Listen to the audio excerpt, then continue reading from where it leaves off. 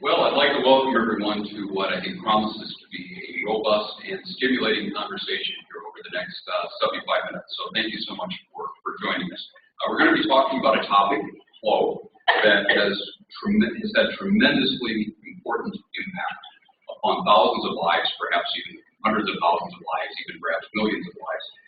Certainly lots and lots of institutions over the last several decades.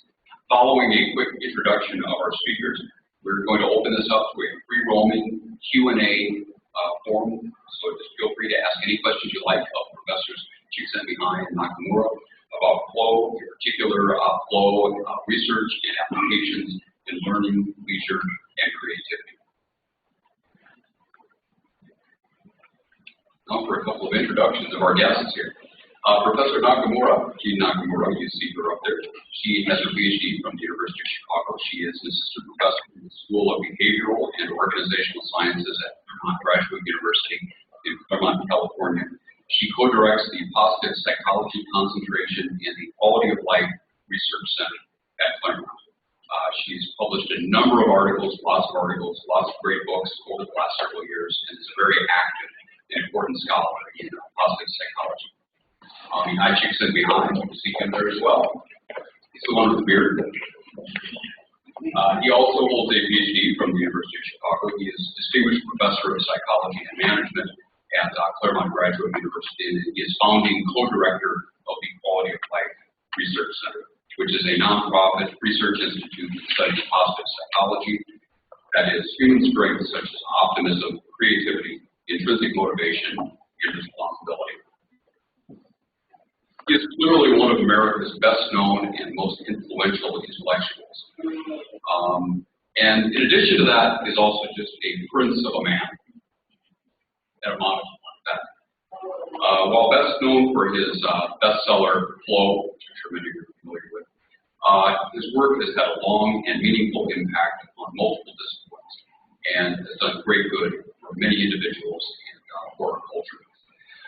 Could the two of you address these two questions? You can go back and forth between the two of you. You can go back and forth between the two questions, however you choose to do this.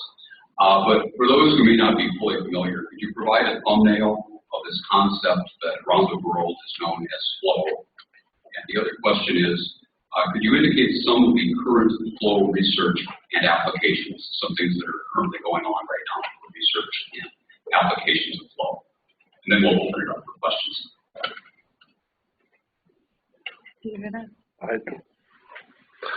Okay. Hi, Gary, and hello, all of you there. So, as you probably know from Gary and from reading books, that I started this investigation of flow about 40-some years ago. Partly because I wrote my dissertation on artists and creativity in art, and I was kind of surprised how taken these young artists were with the work they were doing, especially when compared to the disinterest they had about the product they had finished working on. So they would paint for 4 weeks canvas that took them 15 hours a day of intense involvement. And then when they finished, they looked at it and they either liked it or not, but in any case, they put it against the wall and didn't think about it again. They were just ready to start on a new piece of work. And that got me to think about so many things that in our life we like to do, not because we expect them to have bring us some kind of external reward or a goal that is external to the activity, but simply for the reason that we enjoy what we are doing while we are doing it. And when I started looking in the literature in psychology, there was really very little about, or practically nothing about, this kind of phenomenon. It was still the time when behaviorism was the main main paradigm within which psychology worked, and the other one was psychoanalysis, and both of those leading paradigms of the day assume that we always work for some other reason than what we like to do. It's something that we are doing in order to accumulate, either to forget something that is being repressed or has to be repressed, or in order to gain something that we will benefit from in the future. But the phenomenology, the activity of doing something for its own sake was not known about. And so that's what we have been working on for about 40 years, trying to understand more what is going on here. And at first it was, and it still is, mainly an intellectual question, something that I'm really interested in order to understand human behavior. But as the years passed, it turned out that there were so many implications of these studies that I never thought of when I started doing it. And so people began asking about, how one can have more flow out at work, and that's a legitimate question, of course, because much of work is not really very flow producing, and yet we have to do most of it most of our lives. Schools, the same thing, education. How do you make learning, and especially school learning, more like the kind of sensation that artists have when they work, rather than being dragged along by the fear of being flunked or the hope of getting a good job at the end. So those were the beginning applications that seemed to be ready for what we learned about flow.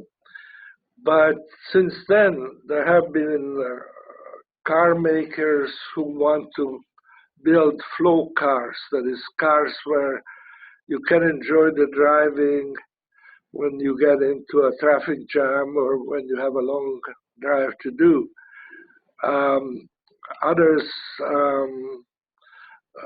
statesmen, are worried about it, that some of the governments that talk to me feel that their nations are getting boring, that young people don't want to be anymore, and they try to emigrate to countries where there are more, life is more interesting, more enjoyable. So there is an enormous amount of applications of that kind that come from studying flow. Our research now follows, to a large extent, the interest of the students that we have and who have ideas of their own about how to expand flow. For instance, some of our students are interested in group flow. That is, what happens in teams when suddenly everything clicks and everybody's kind of seamlessly, spontaneously acting in concert with the others, and how that kind of makes flow even more intense for everybody. From group flow to looking at flow in particular situations, like we have a graduate student who was a professional football player, and he noticed that most football players, after they retire, kind of fall apart and become either addicted or depressed because they have lost the one thing in life they could do well and enjoy doing. And so he's studying how to prepare professional athletes to transition to equally enjoyable and productive life after their last professional game is over. We have students looking at a great variety of different age ranges, from adolescents to Professor Nakamura interest in older people, and she will talk about that. Then we are interested in, still interested very much in educational applications, reforms, and teaching.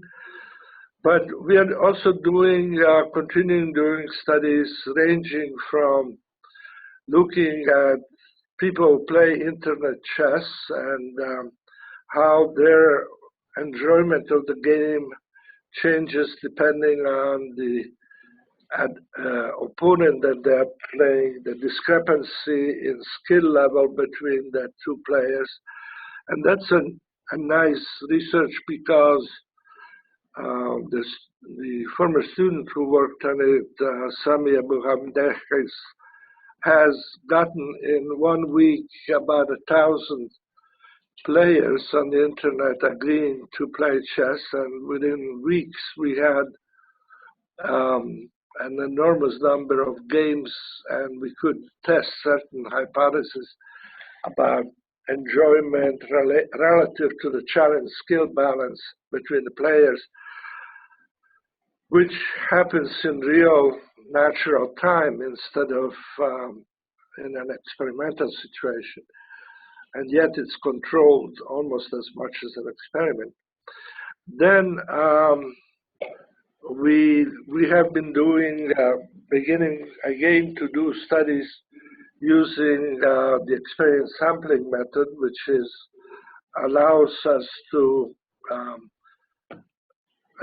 have people respond at random moments of the day when we send a signal, and they then write down or check off how concentrated they are, how happy they are, all kinds of different variables about their life and their environment at the moment, so that we can learn about how everyday life can become more enjoyable and less boring for people. So these are kind of the general directions that we are working on, and Jeanne Dr. Nakamura here can tell more about, for instance, study with older people or whatever.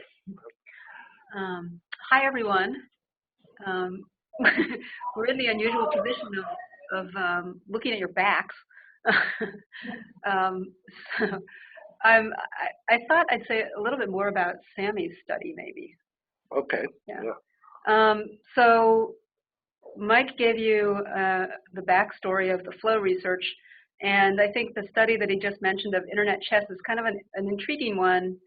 So have some of you read about flow? Yeah. Okay. So if you've read about flow, you know that one of the things that Mike tried to understand was what are the circumstances in the immediate activity that might make it more likely that you'd experience flow in whatever it is that you're doing. So in the example of chess, what are the conditions that make chess a good flow activity? And it's one of the very first ones that he studied. So we know from that very early research that it's actually a great way to experience flow if you're somebody who actually understands anything about chess, which I don't happen to. But so for chess players, it's a really good source of flow. And in addition to the fact that it's a kind of a limited set of variables to think about, and it's very clear what the goal is in the game if you know how to play the game, and you get continuous immediate feedback, all of which are conditions of experiencing flow. The assumption has always been in the theory, and the research has suggested, that what you really want is to play somebody who has the exact same skill level as you. That's the person who you're really matched with. And if you think about sports like tennis, or any sport where you're interacting with the competitor instead of one where you're just running alongside them or something, you think of it as one where that would be the perfect match. I mean, if you can think about experiences where you're playing a sport, an interactive sport like that, and you're much, much better than the person that you're playing against, and those are not very conducive to experiencing flow because your mind wanders. You have time to completely lose track of what you're trying to accomplish. So that's always been the theory, and the research has tended to support that. And the really interesting thing about these internet chess players was that when you could look at a very micro level how well matched two chess players are, which you can do because they have ratings that are to the point. So like 1601 would be a person's chess rating, for example. What you find out is that instead of being exactly matched, the optimal relationship between two players' scores is when the other person is a little bit better than you are. So a couple of 100 points better than you are. And if you think about it, I think that will make intuitive sense. That in those cases, you are really focusing because the person you're playing stretches you to the sort of the limits of your skills and maybe a little bit beyond. And that research that Mike and Sammy did showed that that was the experience that led to flow and that led to reports of enjoyment, and even more so than winning the game. So the actual experience of playing and being stretched was the thing that people found flow in. Yeah. And, Well, go ahead. I was going to talk about the contrast to school, but go ahead. Oh, no, I was just going to emphasize that actually that this study flies in the face of what most of the literature on competitive games would say, which says that most theories of why people play say that you play in order to win and bolster your self-esteem, and therefore the winning and playing against people who are not as good as you are, which leads for you to win, would be the favorite, the most enjoyable condition. But it's exactly the opposite. As Dr. Nakamura says, it's the other way. It's playing against somebody. Actually, the probability of winning for you in that condition is about 25%. You lose 3 times as often as you win when you are in that condition. And yet that's where people report the greatest enjoyment, because in a sense they're learning something. They're playing, and even if they lose, they can say, okay, now I played against somebody who's better than I am, and I learned. Whereas the curve of enjoyment goes drastically down when you're playing against somebody who's less highly rated than you are, because you are winning most of the time, but it's wasted time. Why are you playing? And so it's an interesting series of experiments because it kind of changes the way people are thinking about such a thing, for instance, as competitive play. And so anyway. So yeah, so thanks, Mike. I think that's clarifying. And then to make the contrast then with situations that have been studied a lot in psychology and in the flow literature, the academic context. And if you think about the extent to which this does or doesn't, these findings do or don't generalize, and you think about the last time you took an exam, which in fact in research is a surprisingly common flow activity. Not to say that you seek out opportunities to take an exam in a class, but that it does focus attention amazingly well. So in studies where we have little random moments of students' daily lives, a pretty predictable flow experience is an exam. But if you think about that context, it's much less likely that the situation that you will be seeking out is one where the challenges of the exam are substantially greater than your skills, right? So there's an issue of generalization from leisure to evaluative situations that you haven't freely chosen. And the research that comes from those kinds of settings, we would not expect to show that people would most enjoy activities where they're being stretched beyond the limits of their capacities. So, yeah. Yeah, well, it just, right. And for instance, if you are working on a job and you are given a task that is above your head and you have to complete it in time and your boss expects you to do it well, you probably don't enjoy that situation because the consequences may be too severe if you fail. So in that case, you would expect that you enjoy your skills being higher than the demands of the job. But it's interesting that, as Dr. Nakamura says, in games, in leisure situation, where the consequences of losing are not that drastic,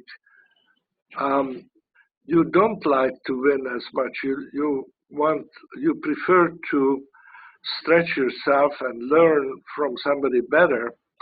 And I think that's kind of would be ideally the normal situation for learning. It just shows that basically I think we are interested in learning more than in being better than other people.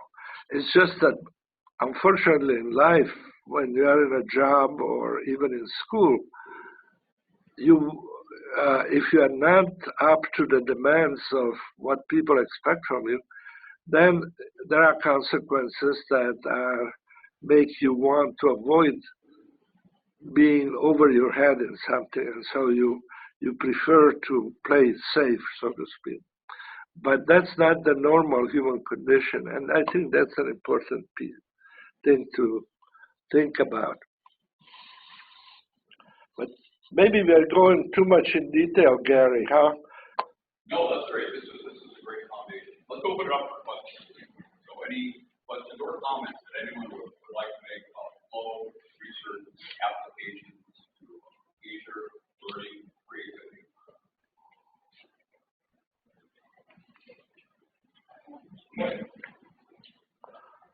Does the idea of being graded or evaluated on an object or on an activity hinder flow more than what you would experience if you're doing, casual interaction with somebody else or just doing it for fun? Or is there a difference at all? I think did you understand? Go ahead. I couldn't understand. Could you understand? The sound wasn't very good. Is the question what happens to flow when you're being evaluated? Yes. Huh. Is flow interrupted more when you are being evaluated for what you're doing than if you're doing what you're doing for fun? Yeah, in flow, in fact, one of the biggest disruptions of flow is when you evaluate your performance yourself and worry about what other people think about you.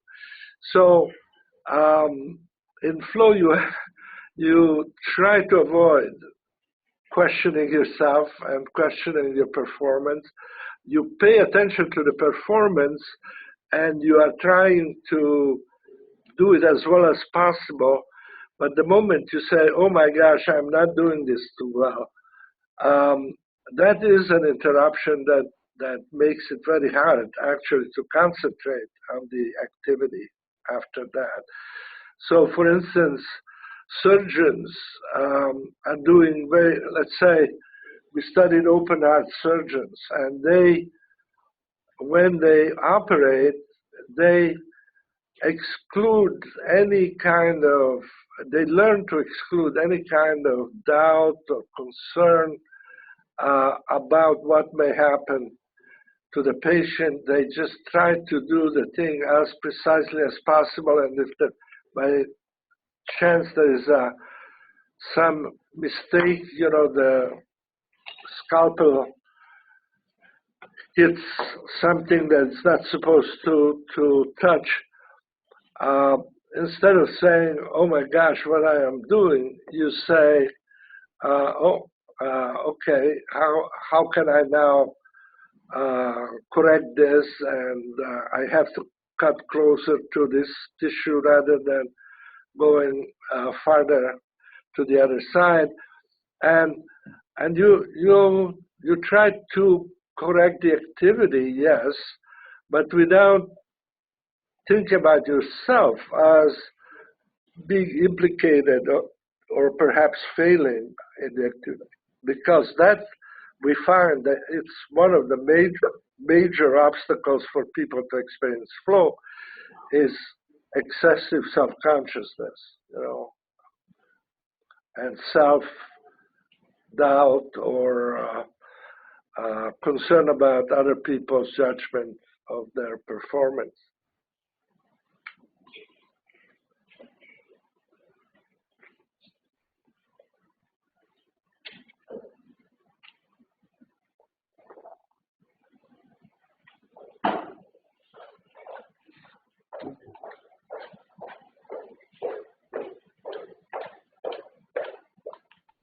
Hi there. I was wondering if I could ask, what role do you see economic stability playing in a citizen's ability to reach flow? And do you think people in lower, more desperate economic brackets have more difficulty? Yeah, well, by now we have colleagues around the world studying flow through interviews and the experience sampling method and other means. And we have a huge variety of economic and cultural backgrounds. And to tell you the truth, there doesn't seem to be any difference in the frequency or intensity of flow. Certainly there is a big difference in what produces flow, in the sense that if you are affluent, if you're wealthy, you can go skiing in the summer, you can go to Peru to ski there, or you can go sailing around the world and things of that sort. But that is not, doesn't mean that that person is actually more often in flow than someone who works in a farm in upland Thailand or somewhere in South America, who learn to live with the environment and to enjoy interacting with the environment, with whatever it's around their work, their family, etc., and they can lose themselves in this experience just as much as the guy who sails or skis around the world. So it's not an elite occupation. And in fact, even in work, we find that some of the most interesting experiences of flow at work come from jobs that you wouldn't think offhand that could produce flow, but the person, for whatever reason, learned to extract the challenges of that job and set goals for himself or herself in what is doing and meeting those goals, give them feedback, and focus on the job. And one of our first cases, for instance, was a woman who had a family and worked, and her highest flow experiences came when she was ironing shirts at home. And that seemed really strange to me because ironing shirts would be very low on my list of flow-producing activities. But when she explained how she ironed shirts, namely, she had a very well-developed method of starting with the back and then moving under the collar and then the sleeves and then around the cuffs and so forth. And she said, you know, after I do it as fast as I can and as with as few motions and it comes out as if it was a new shirt, I feel, you know, that I have accomplished something and I feel proud and I fold the shirt and nobody else knows about it. My family doesn't notice, they don't care, but I feel that I have done something which is extraordinary in a sense. It's not just an ordinary shirt being ironed, but I made something really outstanding in this.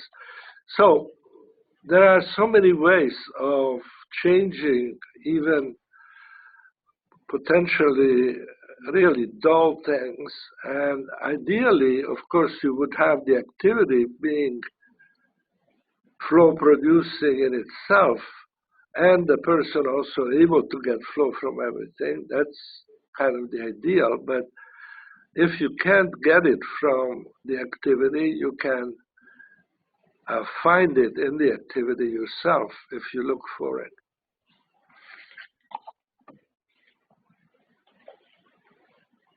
I looked at one of your graphs, and you talked a little bit about it, but it's the relationship between challenge and expertise, and how a high-level challenge and high level of expertise is most likely to produce a flow state. And I was thinking through that and wondering where this knowledge of what you mean by that expertise. I'm thinking, for example, of a child who's finger painting and enters a flow state. Obviously, they are not an expert artist, and yet they are become fully absorbed in the creative activity and enter that flow state. I wonder if you could explain more about that expertise element. Yeah, instead of expertise, it may be better to use the word we usually use, which is skill. And to a certain extent, they are synonymous, okay? Your child who has very low levels of skill, for them, let's say playing the piano, the child at first doesn't know how to do it. It's taught how to do an octave, you know, how to do scales on the piano. Very simple thing. But for the child with no skills, that's a very demanding task. So there, at that point, the child can experience flow simply by doing a scale. But as soon as they develop the ability to play the scale, playing the scale no longer produces flow because you can do it. There's no challenge, and your attention goes all around, getting in circles, and it's not focused, and you don't experience flow. So at that point, you have to up the ante. You say, okay, let me try to play, you know, Three Blind Mice or Twinkle, Twinkle, Little Star, and somebody teaches you or you learn how to play it by looking at the notes. And now you have a new challenge, and that challenge is just above your level of expertise or skill, you know, and you try to reach that, to develop your skill, to be able to play twinkle, twinkle, okay? So you are now stretching your skill or expertise level to reach this new goal.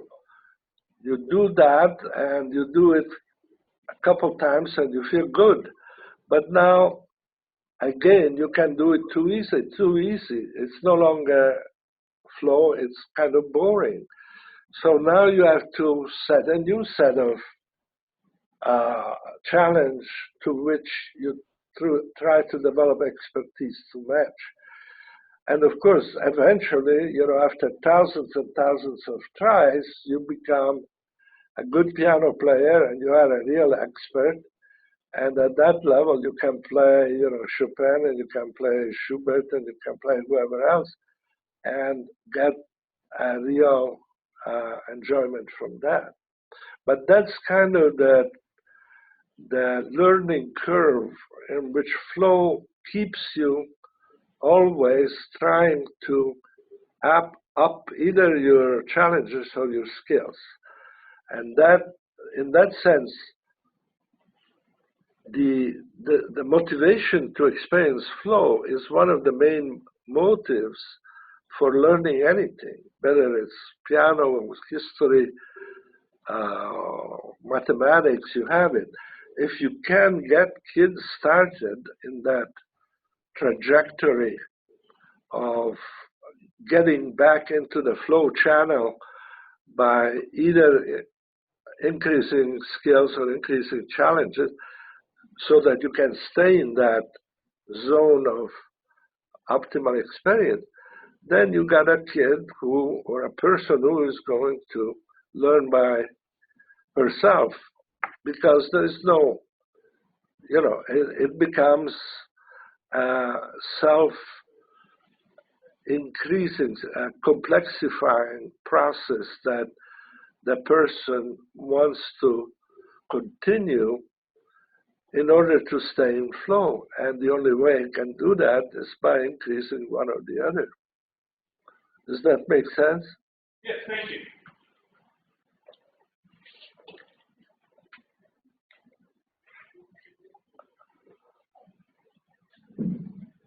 I just wanted to ask a question more about flow and aging. How is it affected, or how does it change as we age and lose some of our mental and physical abilities? Yeah, thanks for the question. There's been remarkably little research on this, and the research that's been done so far has primarily been looking at the kinds of activities that people experience flow in. And so, as you can imagine, as some of those skills lessen, the range of activities changes. And there's some really sort of beautiful small studies or examples of people who have reached the level of being experts in an activity and who start to experience some of those inevitable declines in terms of speed, etc. So studies of musicians, and there's actually a study of expertise in typing, and those have all shown that people with expertise use it to find compensatory strategies. So ways that they can actually modify an activity that is an area of expertise, or from this perspective, a source of flow, so that it matches the level of skill that they retain. So there's a sort of a description of a master level pianist who learned how to slow down the part of movement before a piece that he was beginning to have difficulty playing, so that it was less detectable and he could still enjoy the piece and feel like it was the piece he wanted to play. So those are sort of anecdotal examples, but we really don't have a lot of research now, except research looking at the shift in the kinds of leisure activities that happen across the lifespan. I don't know if you want to add anything to that. And there's an interesting study. This is not so much about age as it is about the effects of modernization. And I was going to mention this earlier, but I think it's sort of in response to the question about economics. But I think it sort of responds to this too. This is a beautiful small sample study of a 3-generation family in Italy, and located in the mountains And so the oldest generation was rural in lifestyle. And when they asked them about the activities from which they derive flow, it was practically everything in their daily lives. So they had extremely high percent of time in flow, and it was because it was infused in their everyday activities, working with plants and working around the house. And as you went down the generations, the activities shifted, and so the youngest generation was often living in the nearest urban area. The activities completely shifted, but also it happened that the amount of flow that they experienced in their daily lives contracted because the youngest generation wasn't finding flow in their work. A sort of a generalization you could make was that the oldest generation living the most traditional life in this particular instance, so also sort of the least materially well off, were having pervasive experiences of flow, whereas the youngest generation was sort of manufacturing flow experiences in their leisure time. They were getting flow from motorbike racing or other things that were sort of costly, but also were segregated into their discretionary time. So that's a little bit about age, but mostly about the effects of modernization. On the age question, I'm trying to think, do you have any other examples? Yeah, as you would expect, as Jeanne mentioned, for instance, physical sources of flow become less frequent, people, as they age, turn to more reflective and sedentary sources of flow. For instance, there have been a study of older Korean population, and most of their flow came from reading texts, religious texts, or fiction, and so it had to do with turning to an activity that they could still do well, and where you could feel that they were learning and advancing, getting new challenges, and they could do it. Their skill level was up to it. Here, again, to repeat what Jeanne said, we don't know so much about the changes either in activities or in the kind of personal strategies that people use to stay in flow, except the ones she mentioned of redesigning the things you have to do in ways that you feel more in control of them and are able to continue doing them. So there is some redesigning. There are people, of course, who change their careers in later life, right? And more community involvement and things of that sort. These are where we hope to get more information, more studies going from our lab.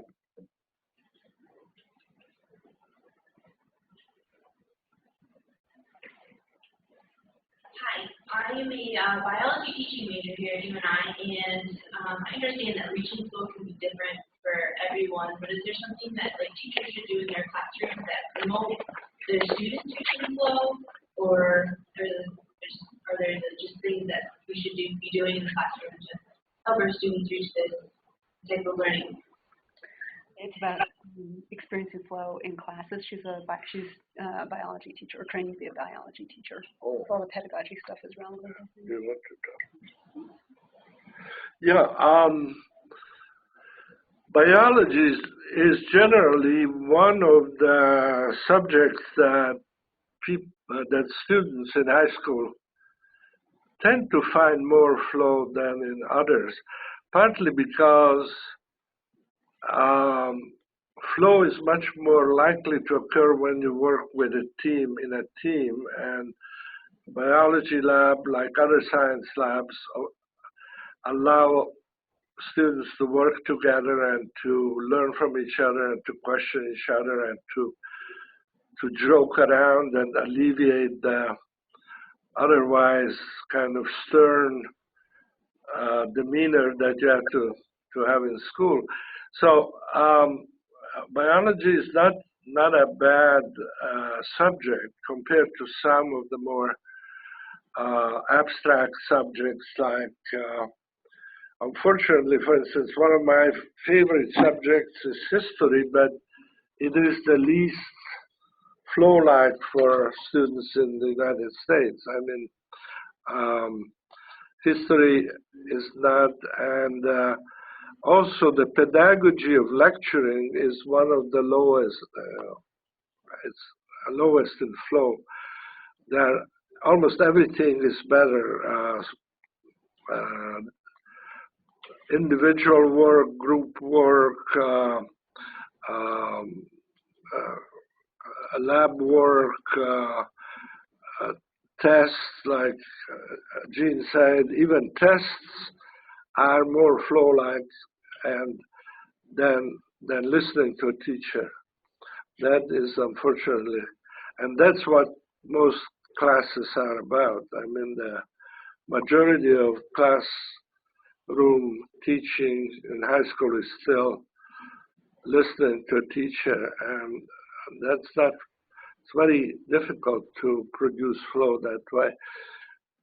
And almost the only way is for the teacher to be in flow herself.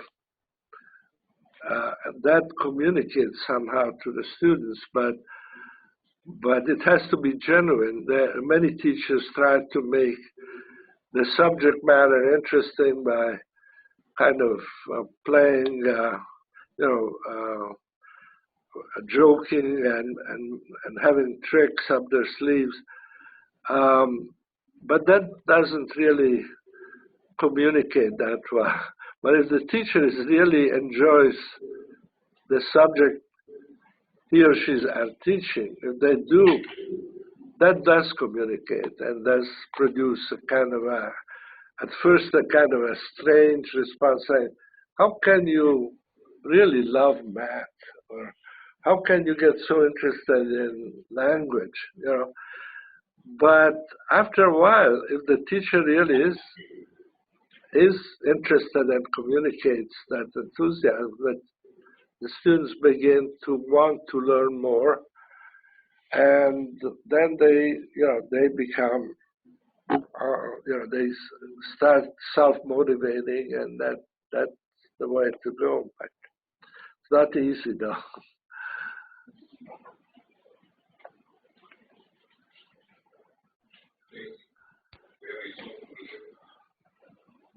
Have there been any studies on the effects to human health about if you're not able to reach flow in your daily life in any manner?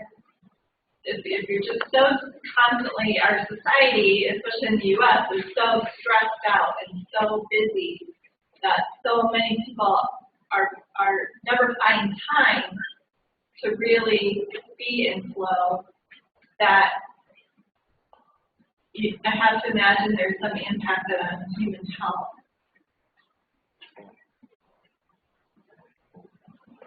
Yeah, well, it's true. Modern life is not terribly well designed for creating flow. One of our colleagues is doing studies, for instance, showing how excessive use of all of these communication devices, phones, and the opportunity to blog and tweet and everything, how that becomes really almost an impediment for young children to have genuine interpersonal relationship and to enjoy the company of their peers. And we know too, I mean, probably most of you are pretty much at the service of your cell phones and laptops, just like I am, we can't really organize our lives independently of the constant influx of information and all of these peripherals that we have to. So it's a real challenge, but see, obviously there have been challenges always in the past too. I mean, the challenges change, and they are very different this century than our parents and grandparents. They didn't have an easy life either. They had to struggle to eke out a life that made sense and that provided flow to them. And I think we have to too. We have solved some of the problems of the past, but at the same time now we are exposed to the problems created by the technologies. So we have to find that out. We have to understand how what makes our flow possible and what impedes it. And then we have to take charge. I mean, we still have to take charge of our life just like anybody else did in the past. And that's up to us. Yeah, I think so. On the question of what the relationship is of flow to health, I know one of Mike's very earliest studies on flow, he was interested in sort of small flow experiences and studied it by, and I think he had to terminate this study after a few days, but he studied it by asking college students to identify things that they liked to do, little things that they liked to do during the course of the day, and they did turn out to be little tiny things like doodling or chatting with a friend on a coffee break, and they asked them not to do those things for a week, and people were literally walking into walls. By the second or third day of the study, which suggests that they were serving some kind of a function in their daily lives, but he did have to terminate the study. So, but that's a sort of a tiny piece of evidence, and I think we know that there's a very strong relationship between the experiencing flow and positive affect and satisfaction with life. So we know there's a relationship to psychological well-being. The relationship to physical well-being, I think, is a little more. Well, the Manzano study just occurred to me. We have these colleagues in Sweden, and one study they did, which was very nice, they got a bunch of professional pianists to agree to sit down and play a piece that they really loved to play, that they had flow from, and then a similar length piece that they really didn't like. They were either bored by it or they could never get it right, and so they didn't like to play. And while they were playing, they had all these kind of physiological measures, and they found that when playing the pieces that produce flow, several physiological processes change. For instance, heartbeat became slower and more regular. Blood pressure became lower and more regular. What else? Oh, one of the funny things is the muscles that create smile, the zygomatic major muscle at the side of your mouth, that went up when they played flow, and it wasn't obvious, but these instruments that they plugged the people in showed that muscle you were smiling without showing it. And they put together all the changes that happen when you play and you are in flow versus that.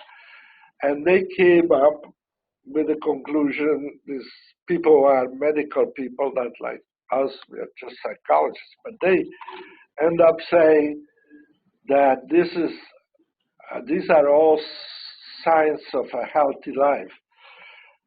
Slow, regular heartbeat, respiration, blood pressure, all of it is functioning within ideal range instead of fluctuating up and down. So that one is a kind of beginning, right? And showing some of the effects of flow. I think it's a little bit complex because on the one hand, the Arthritis Foundation has been interested in whether flow might serve as an analgesic, as a painkiller, because often people will say that when they're in flow, they don't notice how they feel. Their experience of pain recedes. But at the same time, there have been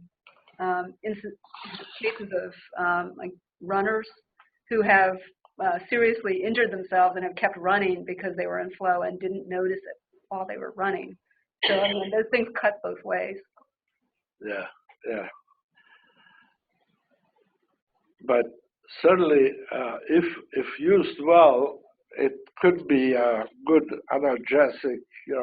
There has been a book written in Europe about chronic pain and how flow can ameliorate chronic pain and so forth. Besides, arthritis, but also muscular dystrophy. Yeah, they have been using it. So anyway, it's a fascinating topic, and there's still so much to learn from it. And so.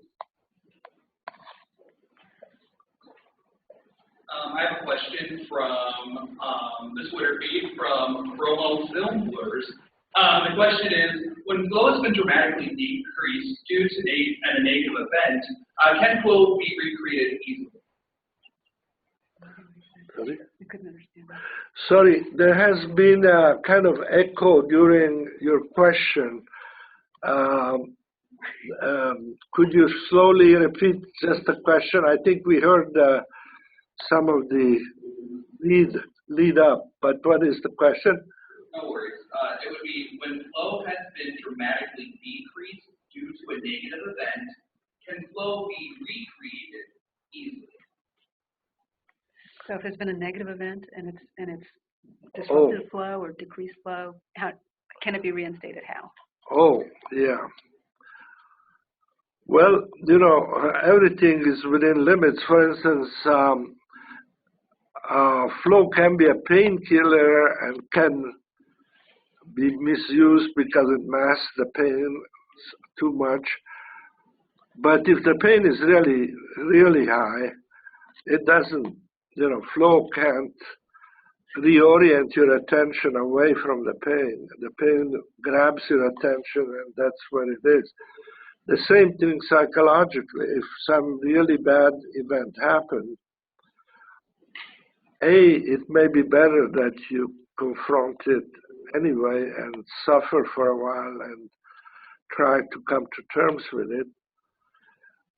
B, you may not be able to reorient even if you wanted to. But on the other hand, for the kind of normal aggravations and hassles of everyday life, I think flow is an antidote. At the end of the day, if you had a few experiences of flow, you can look back on them and say, gee, life is not so bad. That was really fun. It was enjoyable. It made sense. And if you don't have those, and all you have is boredom and depression and hassles, then, life really becomes pretty intolerable, right? So in that sense, it can certainly help. I think probably we would say that the same conditions that make it easier to get into flow reinstating those would be the ones that would be most likely to get you back into flow if it's interrupted by something where it makes sense to continue the activity. Oh, right? yeah. I mean, I think that it is a fragile experience. You fall out of flow almost just naturally at a certain point. Right? Sure, yeah. Even without some kind of a negative event. Yep. See, I mean, to be in flow essentially means that your attention is engaged with a set of goals that you can manage. So if your attention goes away from what you're doing, it goes away because it's painful, because it's too difficult, because it's too easy, or because somebody's calling you and you have to switch your attention away from what you're doing.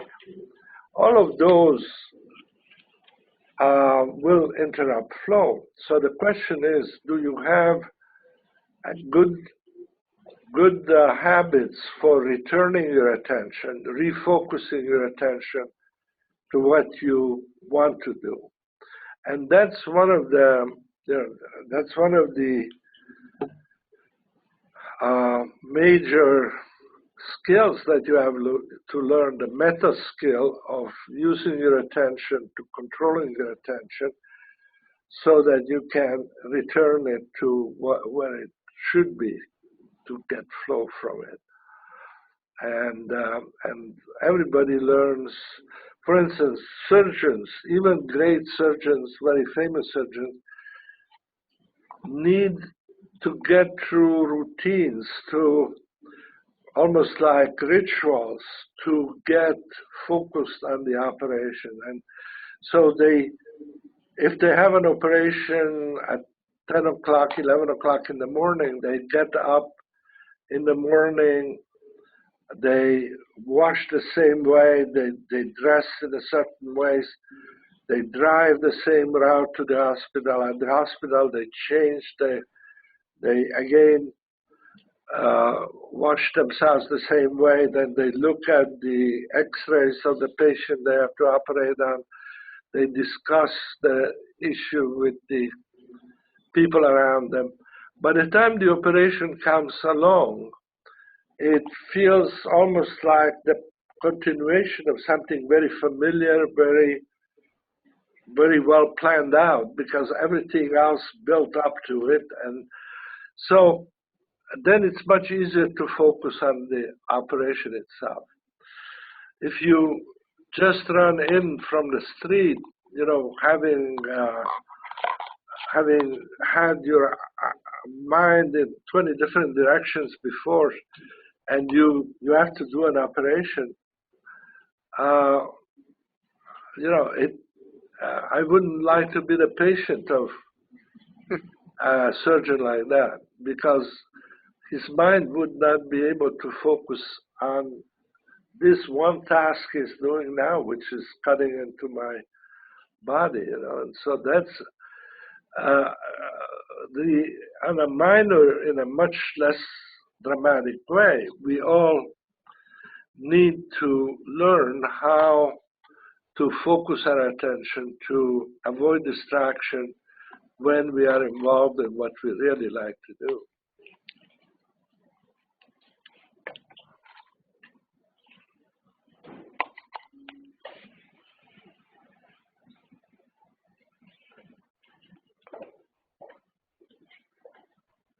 Good afternoon. I actually first met you back when I was taking this capstone course back in 2005, so good to see you again. Can you hear me? Yeah, get closer to the mic. Better? Thank you. I actually first met you when I was taking this capstone course back in 2005, so it's good to see you again. I'll look at the camera. Say hi. Quick question. I'm now back at UNI and in a teaching role now. So I would like, if it's okay, if you could elaborate a bit more on your teaching pedagogy and how you engage students in flow in the classroom. Okay.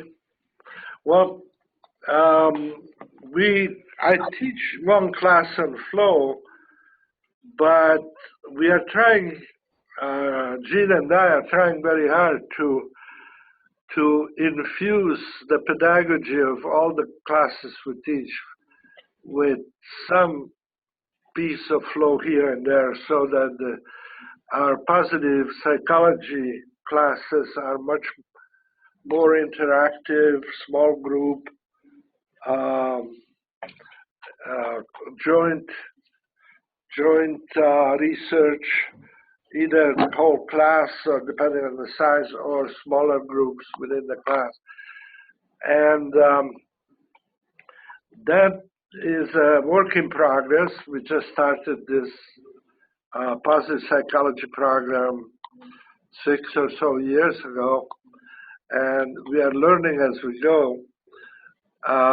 But I think the most fun we had so far in the last few years was when we turned the class really into a research team. That is one way, and to the extent, it doesn't have to be very elaborate. We have been using kind of sometimes elaborate instrumentation, but for instance, in the class we are teaching now, we started with the question of that occurred kind of almost spontaneously to us. We asked the question, what do people love? And does it make a difference if a person loves all kinds of things, their food, their environment, people, their work? What difference does that make versus a person who either doesn't love much of anything or just loves people, let's say? And so this came up in the class, and the students were interested in it, and each one started interviewing people, and then we shared the information and discussed the information, and then we decided to go and develop a survey and put it on one of these survey monkey or MTurk kind of things, and we are now analyzing hundreds of responses, I hope. We haven't started, but they are coming in. But and we are learning as we go. I mean, the thing is that when we get some idea or some issue from this type of impromptu research, we can say, okay, well, let's see what people have written on it. In fact, that's actually how we started with this group of students. We asked them each one to look at the literature, and they came back with their synopsis of what is known. And so what we have been doing is essentially trying to cover a part of knowledge about what people love that hasn't been yet described. So this is essentially a low demand. I mean, it doesn't take much instrumentation, doesn't require much previous knowledge, but it allows both us as teachers and the students to not only come up to the limits of what's known, but also get beyond them, and it's really fun. And I think that can be done with a lot of other things. And obviously, you want the students to get the best of what's known on the topic before they start adding to it. But then there's no reason why you shouldn't experiment with your own little research as you go on in what you're doing.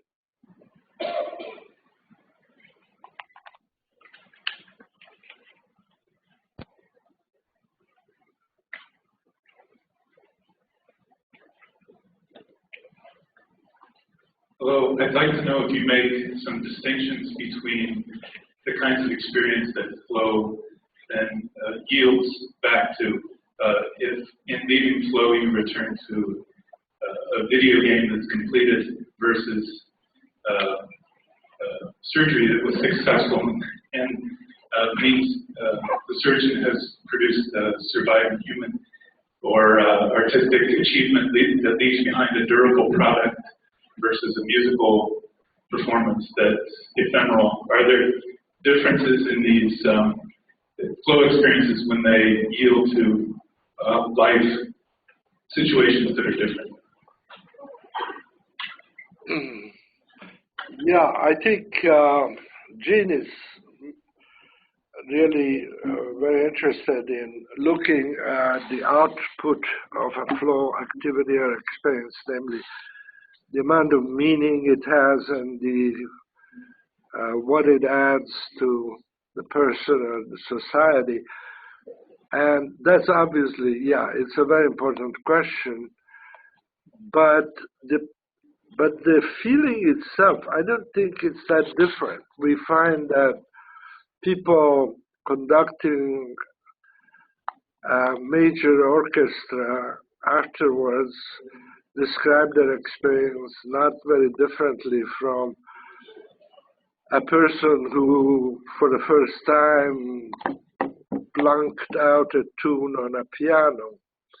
The experience may be tremendously more complex for the conductor, obviously, but in terms of experience, it may not be that more intense than the child's first attempt. I think, though, that we have to be aware that flow can be used also for negative purposes. People who we studied many juvenile delinquents who, from very good families, who have all the, you would think, have everything they need in life, and are caught by the police breaking into houses trying to steal jewels. And they tell you, you know, I don't need a jewel, but the experience of getting in a house and stealing a necklace without waking up the people is so intense and so rewarding that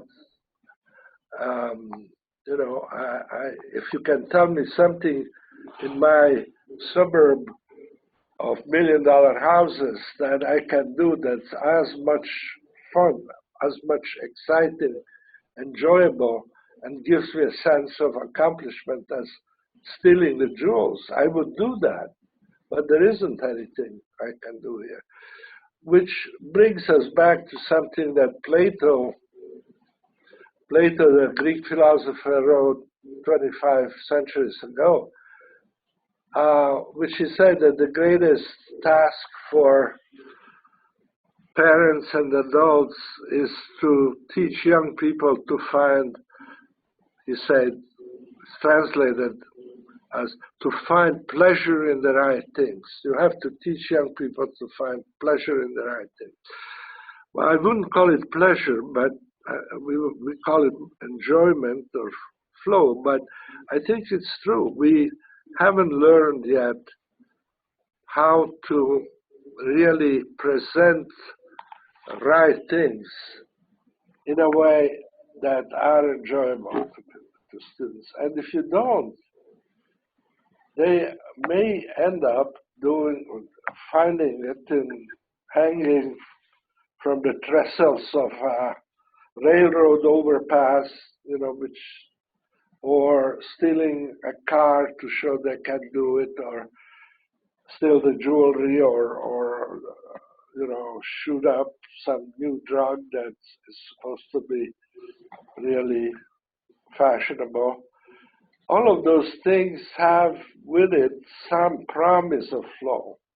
Not really any kind of enduring flow, but they seem to